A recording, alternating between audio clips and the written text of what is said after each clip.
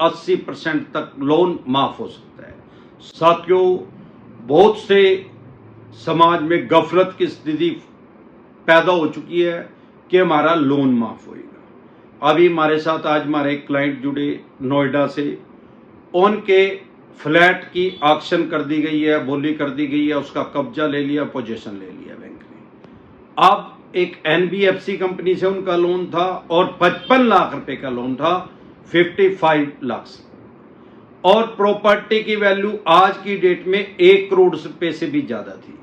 अब उनके मकान पे लॉक लग चुका है, ताला लग चुका है, सील लग चुकी है उस एनबीएफसी कंपनी की, और वो ऑक्शन भी उसको करने की कोशिश कर रही है पूरी लगभग 2-4 दिन में उसकी ऑक्शन हो जाएगी। अब वो हमारे साथ टेलीफोनिकली जुड़े, कहने लगे सर लोन माफ। मैंने कहा भाई, नुका जी लोन माफ होएगा मेरा। मैंने कहा भाई साहब, अगर आपका लोन माफ होएगा तो आप फिर हमारे पास क्या करने आए? हम तो लीगल एडवाइस दे रहे हैं, कानूनी बात बता रहे हैं, कानूनी सहायता दे रहे हैं, लीगल तरीके से आप अपनी प्रॉपर्टी कैसे बचा सकते हैं। आप कह रहे हैं मेरा लोन माफ होएगा। अरे जब लोन माफ ही होएगा या हो ही गया तो उसको बोल दे, बैंक एनबीएफसी कंपनी वाले को बोल दे भाई मेरा तो लोन माफ होएगा, इस पे लोग क्यों लगा रहे हो, इसकी एक्शन क्यों कर रहे हो, मेरा तो लोन माफ होएगा। मेरे को इतनी समझ में नहीं आती, ऐसे बेवकूफों के ऊपर कई बार हंसी भी आती है। जिस आदमी ने 55 लाख रुपए का लोन लिया है, जिसकी प्रॉपर्टी की वैल्यू आज की डेट में 1 करोड़ से भी ज्यादा है, क्योंकि वो पिछले 7-8 साल पहले उस आदमी ने लोन लिया था, पढ़े लिखे आदमी है, ग्रेजुएट है, उनको इतनी समझ में नहीं आ रही कि लोन माफ हो जाएगा। मैंने कहा भाई जो आपको कह रहा है, पता नहीं कहां था, यूट्यूब यूनिवर्सिटी में था, पढ़का हुआ कहां था, जान के जी ने 3000 साल पहले कहा अधूरा ज्ञान हमेशा हानिकारक है। अगर लोन माफ हो जाएगा तो फिर उसको कह दे जो लोन माफ कर रहा है भाई अपना 500 करोड़ रुपए का लोन करवा के बैंक से, और वो माफ करवा ले, आवे तो यही करवाना। लोग तो कह रहे हैं भाई मैं माफ हूंगा लोन। इस लोन माफ के चक्कर में लोग जेल में जा रहे हैं। क्यों? चेक बाउंस का केस कर रहा है बैंक या एनबीएफसी कंपनी या ईसीएस बाउंस का काम केस कर रहा है, वो उसको इग्नोर ही कर रहे हैं। वो तो रफ ही हो गया भाई लोन माफ होगा। अब लोन माफ होगा, तेरे कहने तो लोन नहीं माफ होता भाई, कोर्ट की प्रोसीडिंग तो चल गई। उसने बैंक एनबीएफसी कंपनी ने तो केस कर दिया, वहां से समन आया, वो रिसीव कर लिया, कहता है मेरा तो लोन माफ होगा, जाने ही नहीं कोर्ट में। अरे भाई आपके कहने से, मुंगेरी लाल के सीन सपने लेने से वो लोन माफ नहीं होएगा। कोर्ट की प्रोसीडिंग चल रही है, वहां से 138 का या सेक्शन 25 का समन आ गया, वो जा ही नहीं रहा तो भाई एनबीडब्ल्यू वारंट इशू हो जाएगा, नॉन बेलेबल वारंट इशू हो जाएगा। नॉन बेलेबल अगर वारंट इशू हो गया तो उसको अरेस्ट वारंट ही समझे। अरेस्ट वारंट और नॉन बेलेबल वारंट में कोई फर्क नहीं है। नॉन बेलेबल वारंट इशू होने के बाद पुलिस के पास राइट्स आ जाते हैं, अधिकार आ जाते हैं अरेस्ट करने के, पकड़ने के। फिर भी नहीं जा रहे हैं, मिल ही नहीं रहे हैं। आपको पीओ घोषित कर दिया जाएगा, कोर्ट की प्रोसीडिंग चलती रहेगी, आपको भगोड़ा घोषित कर दिया जाएगा, तो फिर क्या होगा, उस केस को डिस्पोज कर दिया जाएगा, और फिर पीओ स्टाफ होता है कोर्ट में, वो आपको अरेस्ट करेगा। अब मैं हर बार बता रहा हूं कि लोन की ईएमआई डिफॉल्ट होना क्राइम में कंसीडर नहीं होता, अपराध की श्रेणी में नहीं आता। आपके 2 लोन डिफॉल्ट हो गए, 5 हो गए, 25 हो गए यार, 25 लोन भी डिफॉल्ट हो गए, सबकी 5-5 ईएमआई भी डिफॉल्ट हो गई, तो भी ये क्राइम में कंसीडर नहीं होता, अपराध की श्रेणी में नहीं आता। लिख के जेब में डालो। अपराध क्या है, क्राइम क्या है? कोर्ट की अवमानना।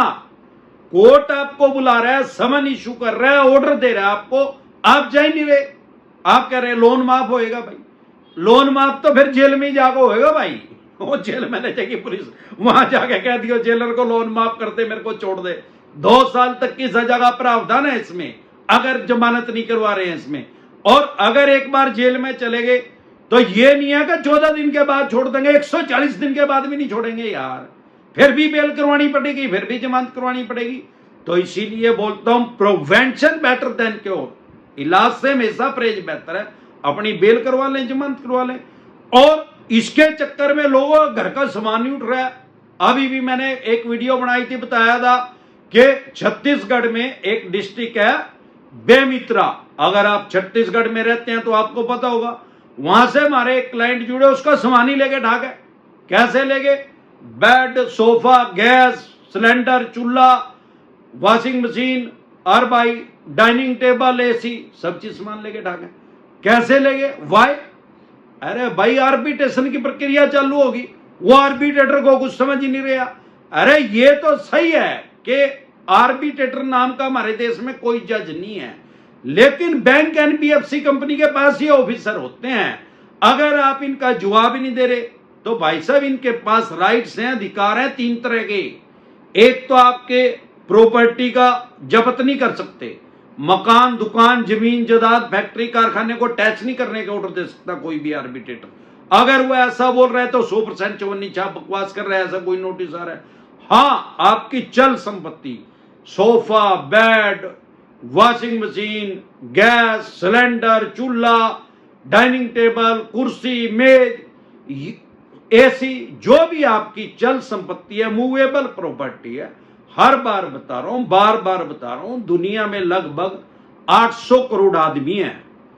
जो वो 800 करोड़ आदमी है, चाहे वो गरीब हैं चाहे वो अमीर हैं, और जो भी उनकी कोई भी एसेट है, उनकी कोई भी संपत्ति है, सिर्फ 2 फॉर्म में है, या तो चल संपत्ति है वो अचल संपत्ति है। चल संपत्ति मीन्स मूवेबल प्रॉपर्टी, अचल संपत्ति मीन्स जो फिक्स है, अनमूवेबल। मूवेबल प्रॉपर्टी को टैच करने के लिए ऑर्डर दे सकता है, अनमूवेबल को टैच करने के लिए। अब मूवेबल प्रॉपर्टी में एक तो घर का सामान आ गया सारा, अब दूसरा आपके व्हीकल को टैच करने के ऑर्डर दे सकता है। उसमें एक क्लोज है, अगर उस व्हीकल के ऊपर ऑलरेडी लोन है तो वो उसको टैच करने के ऑर्डर नहीं दे सकता, क्योंकि ओनरशिप जो है, मालिकाना हक जो है, उस बैंक एनबीएफसी कंपनी के पास जहां से आपने लोन ले रखा है। अगर नहीं लोन है उसको टैच करने को ऑर्डर दे सकता है, या आपने पहले लोन लिया था कभी, अब लोन वो फाका है, क्लियर है, तो उस व्हीकल को टैच करने को ऑर्डर दे सकता है। तीसरा क्या राइट्स हैं? आप कोई जॉब करते हैं, गवर्नमेंट या प्राइवेट, आपके एम्प्लॉयर को ऑर्डर दे सकता है, अब इसकी 50% सैलरी काट के इस बैंक एनबीएफसी कंपनी को दो। तो दिक्कत क्या है, ये राइट्स उसके पास आए कहां से है? अरे भाई, जब आपने लोन लिया था तो एक एग्रीमेंट किया था। एग्रीमेंट एक्ट 1873 1873 में ब्रिटिश काल में कानून बना था, तब से लेके आज तक चला रहा है। जो एग्रीमेंट किया था उसमें 50 तरह की टर्म कंडीशन लिखी हुई थी, वो आपने पढ़ी नहीं, आपने उसको पर साइन कर दिए। अब बहुत से आदमी ऐसे कलाकार, हमने तो ऑनलाइन लिया था जी, साइन नहीं करे। अरे भाई, अप्रूवल तो दी थी, यस तो किया था, ओके तो किया था, वो आपके साइन नहीं माने जाएंगे भाई, आप एग्री हैं उसके ऊपर जो भी उसमें टर्म कंडीशन। उसके अंदर एक क्लोज था, 50 तरह की टर्म कंडीशन में सारी बैंक एनबीएफसी कंपनी की साइड थी। वो क्लोज क्या था? वो क्लोज ये था, आर्बिट्रेशन एंड कंसोलिडेशन एक्ट 1996 1996 में एक कानून बना, जो कि ये कहता है कि भाई 1996 में क्यों कानून बना? क्योंकि अवस्था आविष्कार की जननी है भाई, लोनों की वजह से बैंक कोर्टों के अंदर बहुत ज्यादा भीड़ हो गई थी। ऑलरेडी बहुत से केस चले हुए, इतने क्राइम हो रहे हैं, कत्ल का, रेप का, और भी 50 तरह के क्राइम हो रहे हैं, तो पहले ही भीड़ है भाई, बाहर ही अपना निपटारा कर ले भाई। एक मीडिएटर नियुक्त कर दिया जाएगा, मध्यस्थ नियुक्त कर दिया जाएगा, दोनों पक्षों की बात सुनेगा वो मीडिएटर, और जो वो डिसीजन देगा उसको कानून की भाषा में अवार्ड बोलते हैं। अब वो अवार्ड पास कर देगा तो दोनों पक्ष उसको मान लें। अब सवाल ये आता है कि भाई जो अवार्ड पास करेगा वो तो बैंक का आदमी है, तो पूरे चांस है कि वो बैंक की साइड ही करेगा, और कहीं ना कहीं आप भी गलत हैं कि आपने उनके पैसे नहीं दिए। लेकिन ऐसे उसके पास कोई राइट्स, कोई अधिकार नहीं है कि अन्य स्टेट में कर देगा। आपकी स्टेट में आप उसको कह सकते हैं। और भी बहुत से पॉइंट होते हैं, उनको अपने एडवोकेट से एक्सपर्ट एडवाइस लेके तुरंत प्रभाव से उसका जवाब दे। अगर आपने वो पॉइंट निकाल के उसका जवाब दे दिया तो आर्बिट्रेशन की प्रक्रिया नहीं कर पाएगा, कर भी दे तो वो नुल एंड वाइड है, उसकी कोई वैल्यू नहीं है, अनलॉफुल है। तो इसी तरह की या किसी भी तरह की गफलत की स्थिति में ना रहे। लोन माफ नहीं होता। हाँ, लोन या तो राइट ऑफ हो जाता है, 2-3 लाख रुपए का लोन है तो बैंक राइट ऑफ का मतलब क्या, अपने लेजर में से, अकाउंट में से, बाई खाते में से उसको डिलीट कर देता है अपने पोर्टफोलियो में से। आम आदमी समझता है मेरा लोन माफ हो गया, वो माफ नहीं है भाई। या सेटलमेंट होती है, अनसिक्योर लोन है तो 75% तक डिस्काउंट मिलता है, और क्रेडिट कार्ड है तो 85% तक डिस्काउंट मिलता है प्रिंसिपल का। लोग उसको ही माफ समझ लें। कानून की भाषा में उसको माफ नहीं कहते, वो तो वो ही लगी फटने, खैरात लगी बटने, तभी वो कर रहे हैं।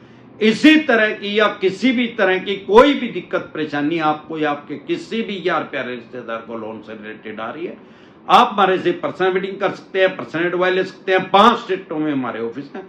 फिर आपका लोन 2 करोड़ का, 5 का, 25 का, 50 करोड़ का, डज नॉट मैटर कितने करोड़ का या कितने अरब रुपए का आपका लोन है, 5 स्टेटों में आप हमारे से पर्सनल मीटिंग कर सकते हैं। 5 स्टेटों में तो हमारे ऑफिस हैं।